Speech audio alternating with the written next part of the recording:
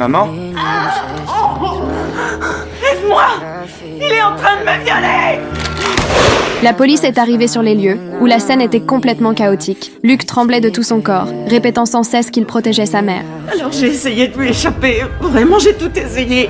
Il était plus fort que moi. Il est entré par effraction ou il a profité que vous rentriez chez vous? Non, je lui avais ouvert la porte. Vous lui avez ouvert? Vous connaissiez cet homme?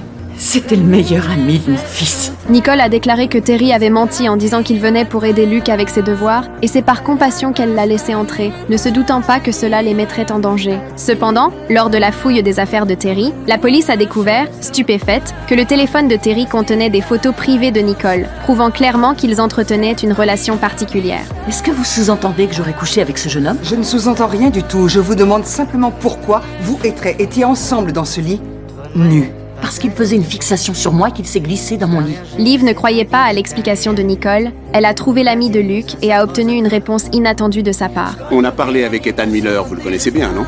Oui, c'est un autre ami de Luke. Il dit que vous l'avez agressé sexuellement à 10 reprises, peut-être même 11. C'est absolument ridicule. Puis ça a été au tour de Trey. Ethan n'était pas content. Il y a eu bagarre. Ils ont même été renvoyés pour ça. Il fantasme sur les femmes plus âgées. C'est tout à fait naturel et c'est même très sain. Non, ça n'a rien de naturel ni de sain. Ça s'appelle une atteinte sexuelle sur mineur. Allez, venez avec nous. La police a immédiatement lancé une perquisition détaillée de la maison de Nicole et a finalement trouvé l'ADN de Terry sur une serviette dans la chambre à l'étage. Cela a immédiatement invalidé le témoignage de Nicole affirmant que Terry n'était jamais monté à l'étage. Vous l'avez laissé entrer chez vous, seulement vêtu d'une chemise de nuit légère. 1 heure plus tard, votre fils a interrompu vos ébats avec Trey dans la cuisine. Et bien que vous ayez vu le fusil qu'il portait, vous avez choisi de crier au viol, au lieu d'admettre que vous abusiez de son ami. C'est faux, Trey m'a violée. C'est vous, la criminelle. Voyant que son mensonge allait être découvert, Nicole a changé sa version des faits en salle d'audience et a avoué sa liaison avec Terry. Il faut que je change ma défense. Quoi? Trey, Franklin et moi, nous étions en train de faire l'amour dans la cuisine. C'est là que mon fils Luke est arrivé et qu'il a tué son ami d'une balle dans la tête. Donc, vous n'avez pas crié « Aide-moi, il est en train de me violer ». Non.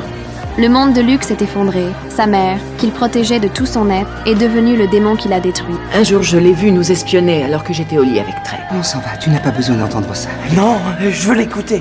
Que faisait votre fils exactement? Il nous regardait, caché dans l'embrasure de la porte, et il se masturbait.